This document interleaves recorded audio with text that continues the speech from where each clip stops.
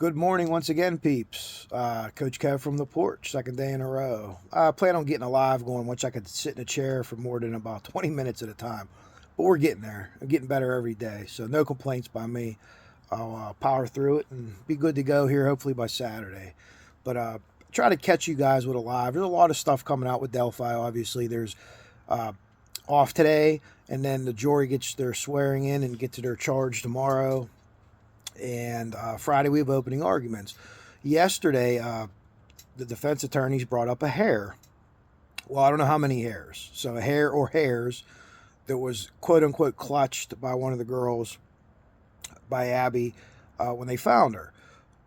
What could that hair do? What could that hair mean? Can you get DNA and genetics from it? I shared a lot of stuff on my community page because I didn't know myself. So I went and looked quite a few sites, and I think that was the best article that I could find to explain it. What you want is nuclear DNA. Nuclear DNA will give you a one-to-one match. Mitochondrial DNA will give you the maternal bloodline, but it won't be able to come down to one person. That hair, the longer it's been out, it begins to break down, and you lose that. So even if it's pulled out from underneath the scalp and has nuclear DNA on it, it starts a process called cornification, which is another word I never heard of before, and please don't ask me to explain it to you, but it basically degrades it and breaks down any kind of DNA or anything else in it.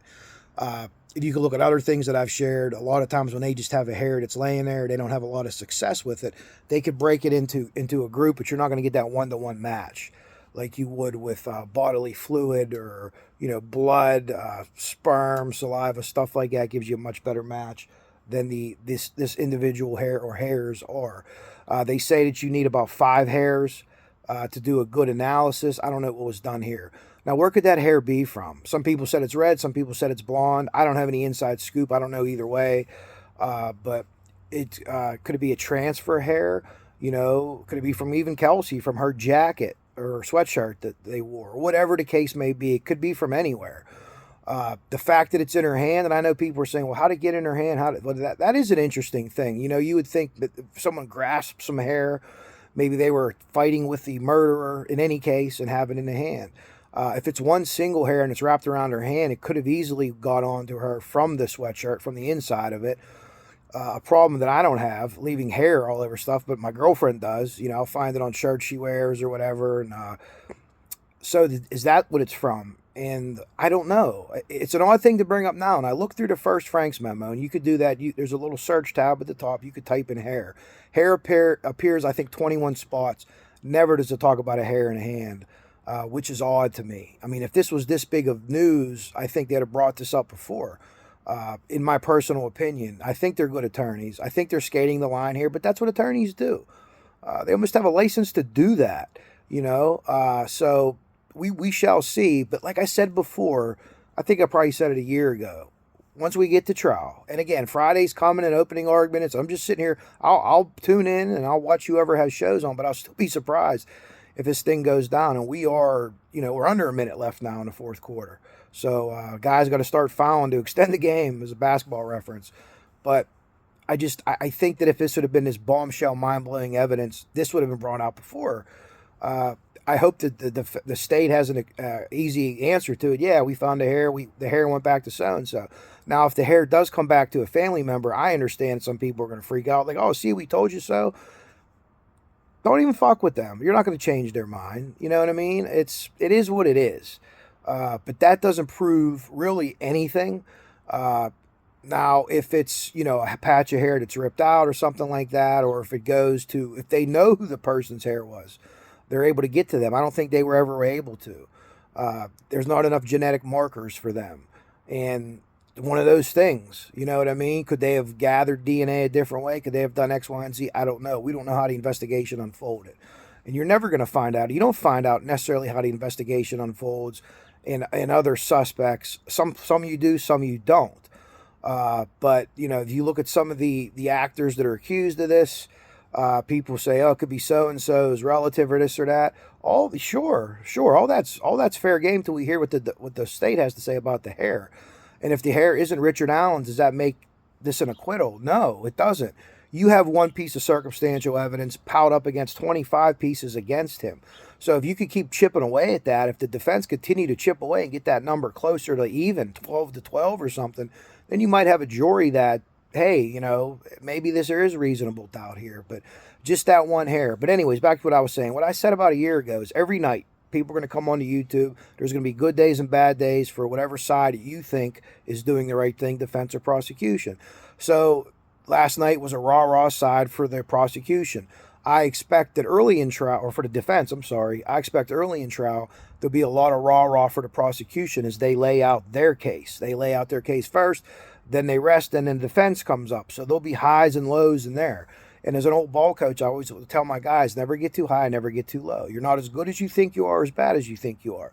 You got to ride out the tides. And there'll be a lot of ups and downs in this trial. You'll hear things that'll make you believe Richard Allen's innocent. There'll be things you hear to make you believe Richard Allen's guilty based on that one item and that one item's merit.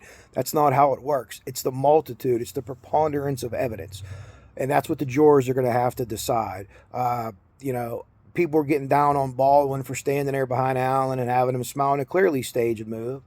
I don't know. I've never really worked a courtroom before. So maybe Baldwin is just looking at those jurors and saying, this guy laughed, this one, he's going to get my humor, he's going to get this or he's going to get that or whatever the case may be. But they're profiling the jury is what they're doing. They're profiling the jury, and good attorneys are good profilers.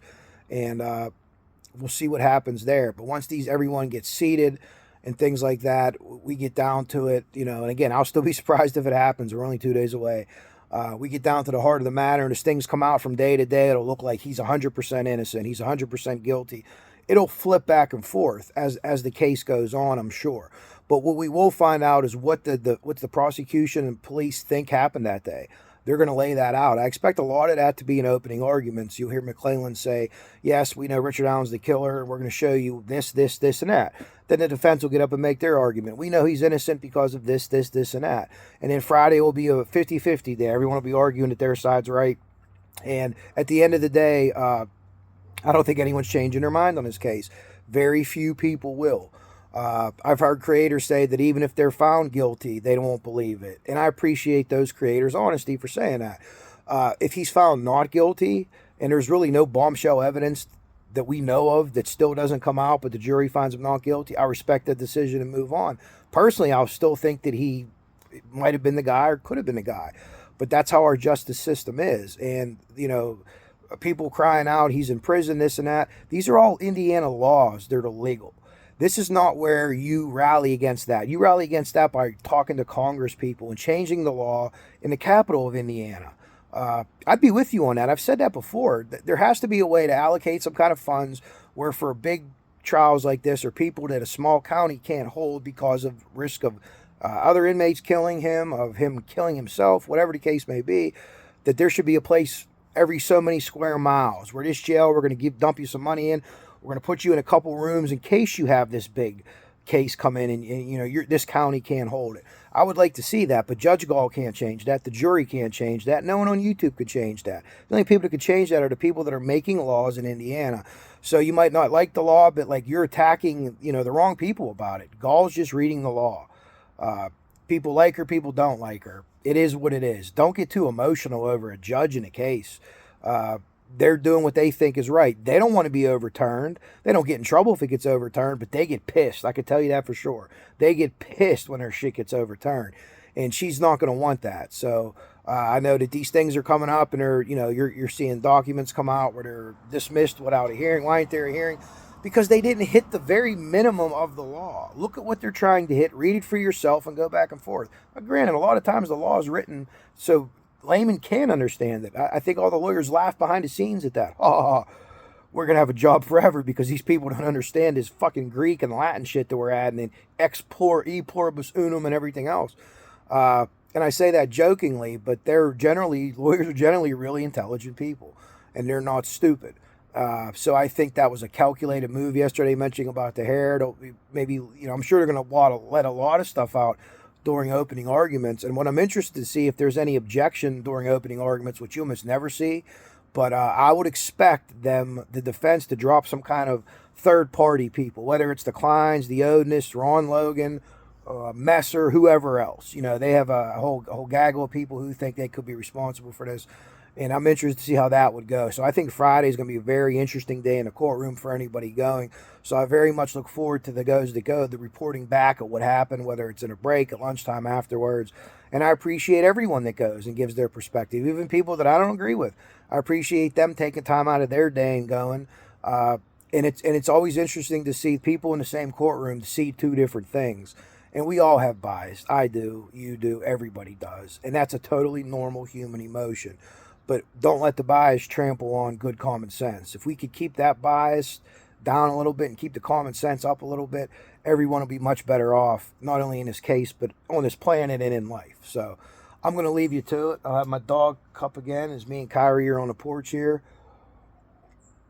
A little warmer today. It's about 57 degrees this morning, but chilly tonight, and that's not good for my back, but I'll be okay.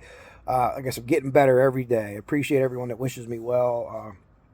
I'm not a young bull anymore, but I could still go. And I'll get this taken care of and be back to helping the residents of my fair city on Saturday any way I can. But let me know what you think about the hair. Let me know what you think about anything. You think I'm right? You think I'm full of shit? Keep it real in the comments, and we could go back and forth. I've had a lot of good comments from a lot of people that don't agree with me, but it's a really good back and forth. And what they say, I don't blow it off.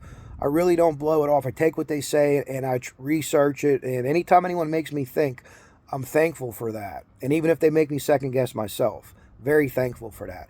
But the hair thing, I understand why people think it's a big deal. When it comes to the rubber meets the road, I necessarily don't. I think if that hair would have been really big, you would have seen it in one of the Frank's memos or one of the other filings. That's my personal opinion. And I'm not a lawyer. But I don't know why you hold stuff back if you're the defense. And the defense has clearly been trying to try this case in the public. Put everything you can out if you're the defense. Leak it out. Oh, sorry, I didn't realize I could do that. And then we'll see. And then there'll be a game played after this trial. I can guarantee you that. And there'll be some exposed folks in all types and manners, in my opinion. So we'll leave it there. But I'm going to get out of here. We're going to say tentacles one more time. And the tentacles are stretching out, aren't they? Maybe they're there, maybe they're not. But we were seeing at least the makings of tentacles and things that have happened. But we'll see where we get from there. But I'm going to leave you guys to it. Hope everyone has a great Wednesday. And I will talk to you soon. I'll be doing a live soon. Follow your favorite creators, your favorite channels. Like, share, subscribe this video. Or come in the comments and tell me I'm full of shit. Either way, we're cool as long as we keep it real. All right, everyone. Coach Kev out.